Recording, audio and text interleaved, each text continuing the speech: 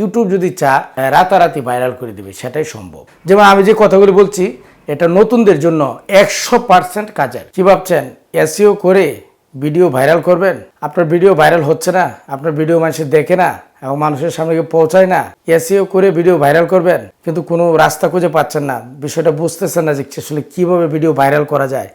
সেই প্রসেসটুকু আমি আপনাদের দেখাবো। আমি রাসেল মোশাররফ, কোহিনূর গ্রাফিক চ্যানেল আপনাদের স্বাগত। কাজে যাওয়ার আগে ছোট্ট একটু অনুরোধ, যদি আপনি আমার চ্যানেলে নতুন হয়ে থাকেন তো প্লিজ একটু কষ্ট করে নিচ থেকে আমাদের চ্যানেলটি সাবস্ক্রাইব করে নিন এবং পাশে থাকা বেল আইকনটি অন করে দিন। তো চলুন শুরু করা যাক।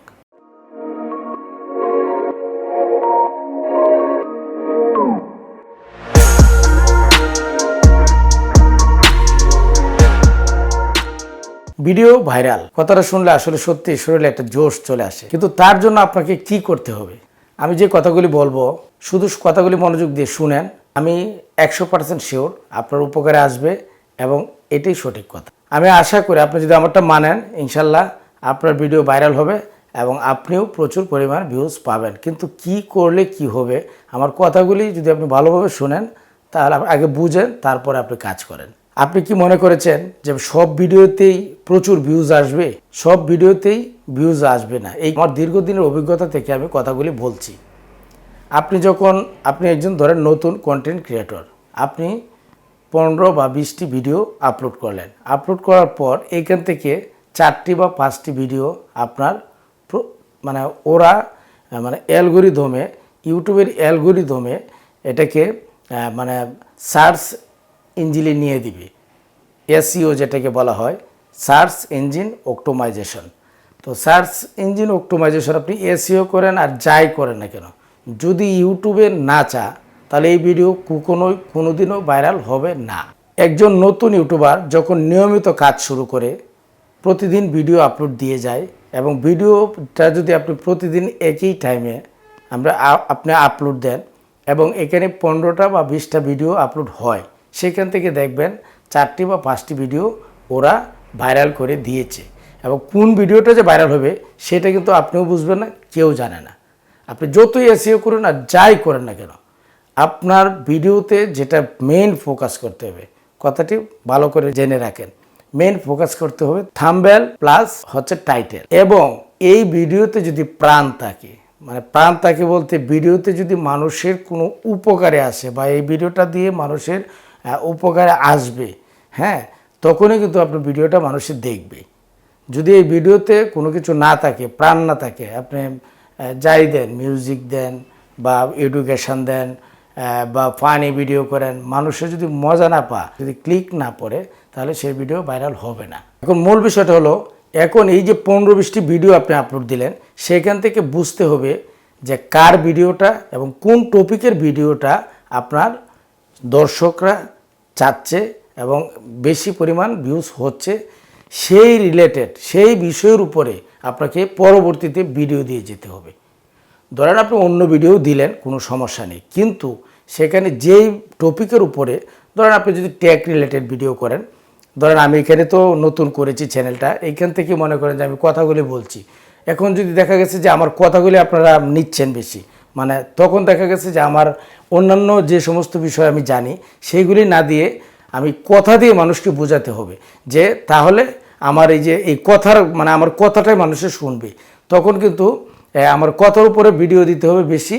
আর এই যে টিউটোরিয়াল যেগুলি আছে, অন্যান্য শিক্ষণীয় বিষয় যেগুলি আছে, যেমন ধরেন আমি গ্রাফিক্সের কাজ জানি, আমি যদি গ্রাফিক্সের উপরে ভিডিও করি তাও ওইটার উপরে বেশি দিতে হবে। এখন কোনটা নেয় মানুষে, সেই ভিডিওটাই আপনাকে দিতে হবে।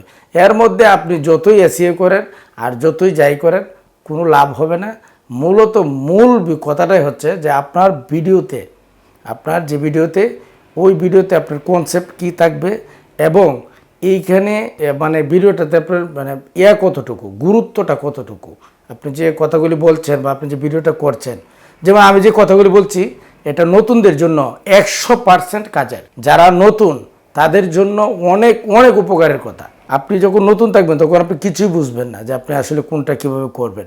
অনেক পদ্ধতি রয়েছে ভিডিওকে এসইও করার, তবে আপনাকে মনে রাখতে হবে ভিডিওর টাইটেল এবং থাম্বনেল অবশ্যই আকর্ষণীয় করতে হবে এবং যাতে মানুষে ক্লিক করে, এইরকম একটা পরিস্থিতি করে দিতে হবে। তাহলে এই ভিডিওটা ইউটিউবের যে অ্যালগরিদম আছে বা রোবট আছে সেটাকে বেশি মানুষের কাছে নিয়ে পৌঁছে দিবে, ওটু পৌঁছে দিবে, এটা আপনার পৌঁছে দিবে। ইউটিউব যদি একটা লোককে রাতারাতি ভাইরাল করে দিবে, সেটাই সম্ভব। ইউটিউব যদি যে আজকে আমাকে এই কথাগুলি ভাইরাল করে দিবে সারা ওয়ার্ল্ডে, এটা সম্ভব। কিন্তু আমি যাই চেষ্টা করি না কেন, এসইও করি, থাম্বনেল বানাই, যা করি না কেন, কোনো লাভ নাই। ইউটিউব চাইতে হবে। ইউটিউব যদি দেয় তাহলে আপনার হবে। আমার অন্য চ্যানেল আছে, আমি দেখেছি, যেটা আশা করি নাই যে এটা ভাইরাল হবে, ওইটা হয়ে গেছে। কিন্তু যেটা মনে মনে ধারণা করছি যে এটা মনে হয় ভাইরাল হবে, আসলে ওইটা কিন্তু ভাইরাল হয় নাই। বিশেষ করে কথা হচ্ছে যে কোন ভিডিওটা যে ভাইরাল হয় সেটা কেবলমাত্র শুধুমাত্র বলতে পারে ইউটিউব, আর কেউ বলতে পারবে না যে আমার এই ভিডিওটা ভাইরাল হবে। এখন আপনাদের কি করণীয় রয়েছে আমি সেটা বলে আজকের ভিডিও থেকে বিদায় নেব। মূল আলোচনাটা হলো, ভিডিওতে আপনি এসইও করেন, যাই করেন, কোনো লাভ নেই। আপনার মনে রাখতে হবে, এটাই ফাইনাল এবং এটাই সঠিক কথা। আপনার মনে রাখতে হবে ভিডিওটার টাইটেল এবং থাম্বনেল সঠিকভাবে, সুন্দরভাবে, আকর্ষণীয়ভাবে, সর্বোচ্চ মেধা দিয়ে আপনার থাম্বনেলটা তৈরি করতে হবে এবং টাইটেলটা তৈরি করতে হবে। টাইটেল তৈরি করতে যদি সময় লাগে আধা ঘন্টা, থাম্বনেল তৈরি করতে হবে 1 ঘন্টায়।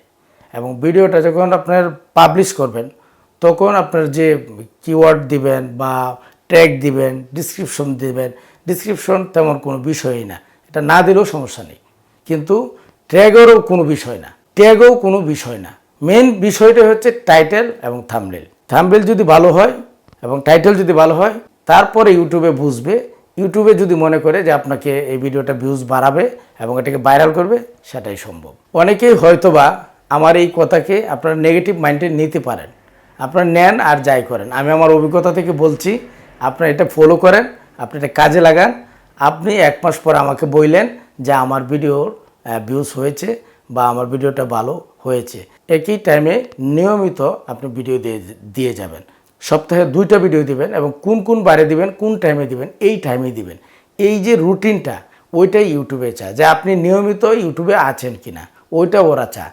এখন আজকে ভিডিও দিলেন, 15 দিন, 1 মাস খবর নাই, তা ইউটিউবে মনে করবে যে আপনি এখানে রেগুলার না, আপনি এটা দিয়ে আপনার কোনো প্রয়োজন নাই, আপনি এমনি শখের বশে করেন।